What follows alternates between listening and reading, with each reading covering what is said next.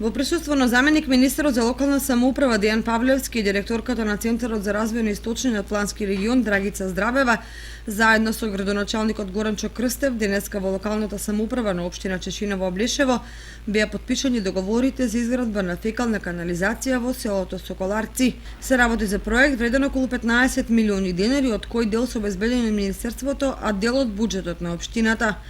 Изминатиот период повеќе пати имам доаѓано во Соколарци и знам дека најгорлив проблем беше токму проблемот со канализацијата.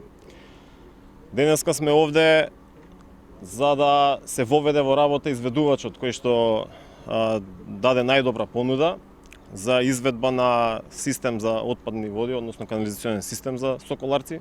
Јас сум особено среќен за тоа што денес сум овде и ова се случува. Градоначалникот Крстев вели дека ова е еден од ветените објекти за жителите на општина Чешиново Облешево во насока на подобрување на условите за живот на нејзините жители.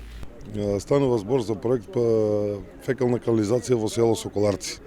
Како што и обеќавме пред изборната кампања наша цел беше на луѓето од село Соколарци да ја обезбедиме фекална канализација и улици. Со тоа што обезбедивме од 15,5 милиони денари, од кои 12 милиони се од Министерството за локална самоуправа и 3,5 милиони се кофинансирање наши средства на општински.